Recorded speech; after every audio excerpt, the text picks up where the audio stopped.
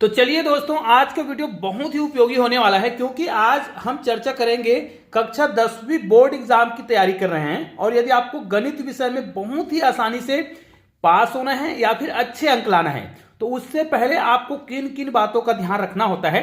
इस वीडियो में हम पूरा चर्चा करने वाले हैं कि 3 घंटा का जो पेपर होता है 75 नंबर का, उसमें से आप पासिंग मार्क बहुत आसानी से ला सकते हैं, लेकिन आपको अच्छे से अच्छे नंबर लाना है तो परीक्षा में जो दिशा निर्देश दिया होता है उसको जानना बहुत जरूरी है। और इसी के आधार पर आपको इस 3 घंटे का टाइम टेबल जो होता है उसका अलग से टाइम टेबल इस प्रकार बना लेना है कि प्रत्येक प्रश्न को आप कितना समय देंगे, उस पर हम पूरा चर्चा करने वाले हैं। इस ट्रिक का मैंने बहुत सारे बच्चों के साथ कराया है कि 3 घंटा का मैं अलग से टाइम टेबल बनाकर देता था बच्चों को, जिससे आपको क्या होगा, लास्ट में आपका 10 मिनट बच जाएगा, 10 से 15 मिनट बच जाता है और उस 10 से 15 मिनट में आप सारे प्रश्नों का रिवीजन भी कर सकते हैं। उसके लिए आवश्यक होता है कि आपको यह देखना है कि कितने प्रश्न दिए हैं और कितने प्रश्नों को आप क्या कर सकते हैं, कितने मिनट में हल कर सकते हैं। सबसे पहले यहां पर देखिए बेसिक तरीका हम चर्चा कर लेते हैं कि सबसे पहले इसमें जो दिशा निर्देश दिया है इसमें आपको कैलकुलेटर अलाउ नहीं होता है।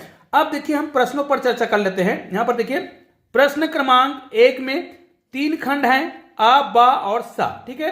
अर्थात प्रश्न क्रमांक 1 तो जरूर है लेकिन इस प्रश्न 1 में आपको 3 प्रश्न मिलेंगे, ठीक है। और प्रत्येक प्रश्न यहां पर देखिए प्रत्येक प्रश्न जो है बहुविकल्पी प्रश्न होगा।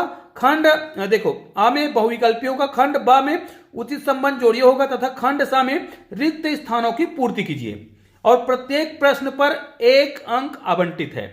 अब 1 अंक एक प्रश्न के लिए है, लेकिन याद रखिए इस प्रश्न जो भी प्रश्न दिया है खंड आ, खंड बा और खंड सा में, तो प्रश्न तो एक ही है लेकिन इसके 3 खंड है और प्रत्येक खंड में आपको 5 प्रश्न मिलेंगे। अर्थात 5 प्रश्न अगर है तो यहां पर देखिए इसमें खंड आ में 5 प्रश्न मिलेंगे, खंड ब में 5 प्रश्न मिलेंगे और खंड सा, खंड बा और सा सब में 5-5 प्रश्न आपको मिलेंगे और प्रत्येक प्रश्न में 1 अंक होंगे। इस हिसाब से आपको कितने अंक मिल जाएंगे इसका पैटर्न मैं आपको बता भी देता हूं, पीछे आप देखेंगे। चलिए आपको चर्चा करते समय यह भी बता दूं कि देखिए खंड प्रश्न 1 का खंड आ है, सही विकल्प चुनिए और इसमें देखिए 5 प्रश्न आपको मिलेंगे।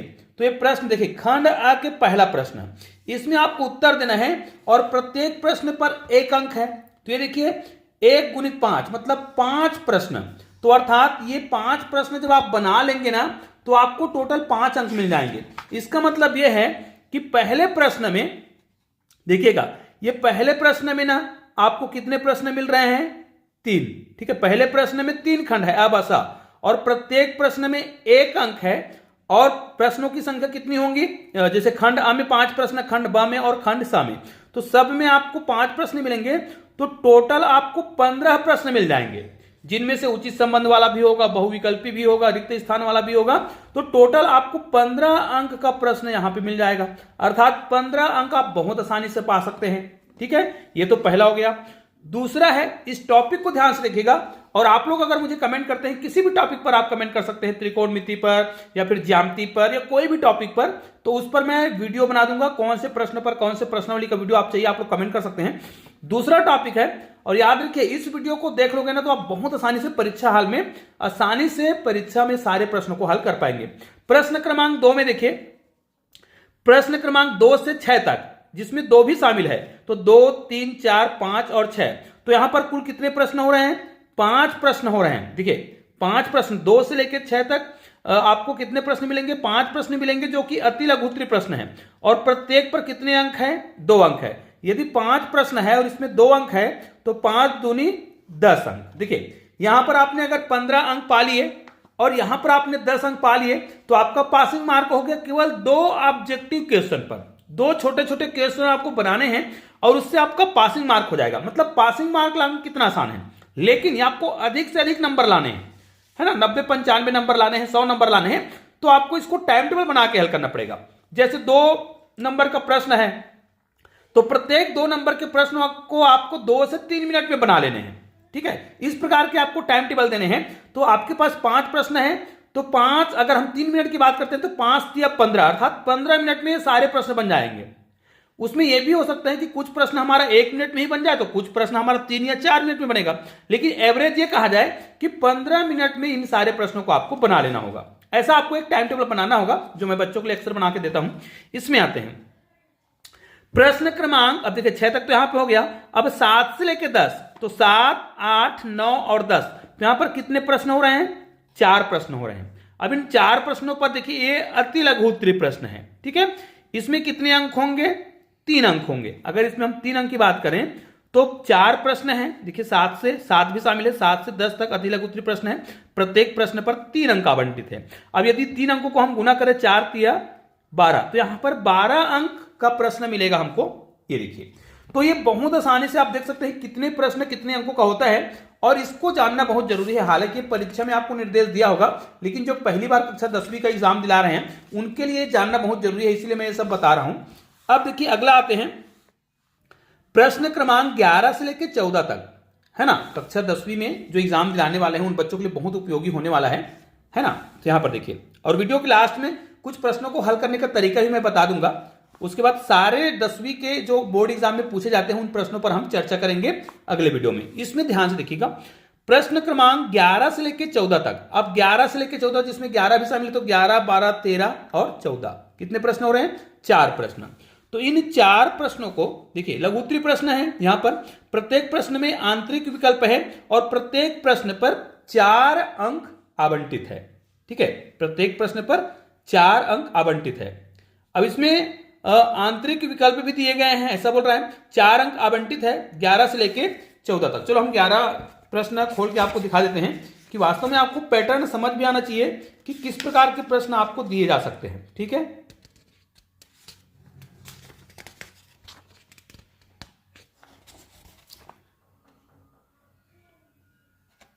ये देखिए, यहां पर देखिए प्रश्न क्रमांक 11, यहां पर एक प्रश्न दिया गया है और यहां पर आपको अथवा में एक प्रश्न और दिया गया है। मतलब इन दोनों में से किसी एक प्रश्न को आपको हल करना होगा, ठीक है। इस प्रकार 11 से लेके 14 तक, देखिए 11 हो गया।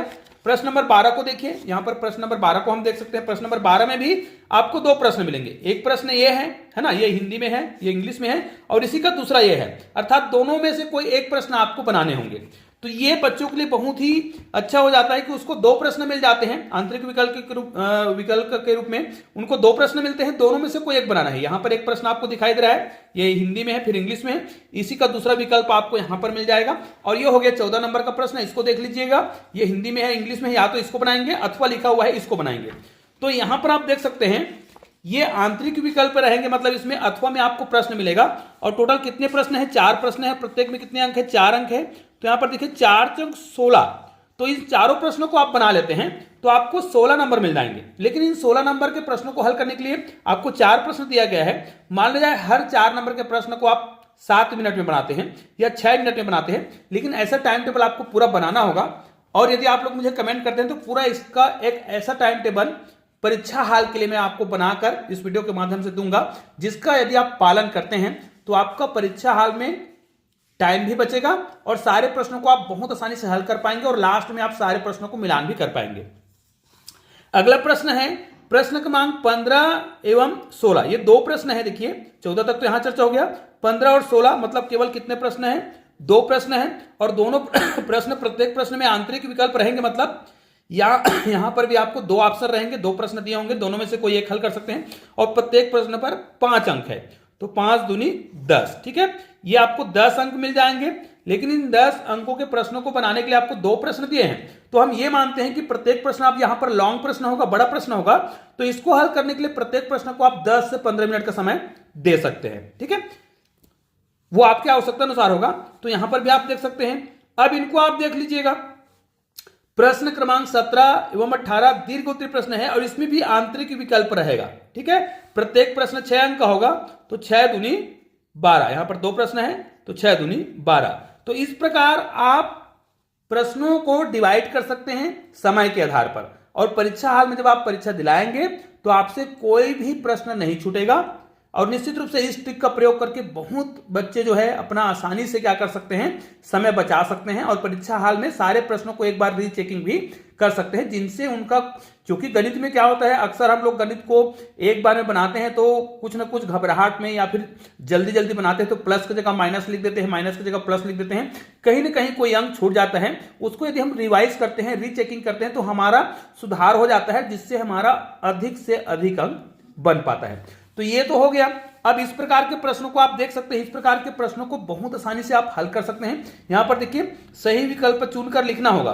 तो इसमें देखिए इनको अगर हमें बनाना है तो यहां पर देखिए 90 माइनस 60 लिखा हुआ है, मतलब 90 माइनस 60। तो इसको हल करेंगे तो 10 90 माइनस थीटा का जो सूत्र होता है उसका उपयोग करेंगे तो ये क्या हो जाएगा, 10 का अगर 90 माइनस थीटा में करते हैं तो कॉट हो जाता है, अर्थात यहां पर हमें कॉट 60 का वैल्यू निकालना है। जब 10 का वैल्यू यदि हमें पता हो तो उसी वैल्यू को हमें क्या करना होता है, जस्ट बदल देना होता है, अंश का हर और हर का अंश कर देना होता है।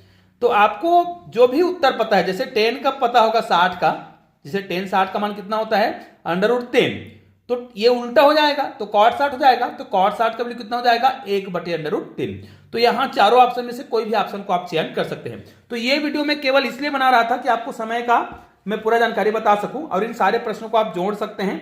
निश्चित रूप से आपके जो सारे प्रश्न हैं उनको जोड़ेंगे तो आपका 75 अंक का प्रश्न बन जाएगा और इस वीडियो के माध्यम से आप बहुत आसानी से समझ गए होंगे कि कैसे हमें परीक्षा हाल में समय का सदुपयोग करना है। तो चलिए अब हम, आप अगर कमेंट करते हैं तो उस टॉपिक पर मैं वीडियो बनाऊंगा, अन्यथा गणित के मैं कक्षा 10वीं के सारे वीडियो आपको बनाकर दूंगा। तो चलिए मिलते हैं एक और बेहतरीन वीडियो के साथ, तब तक के लिए जय जय भारत।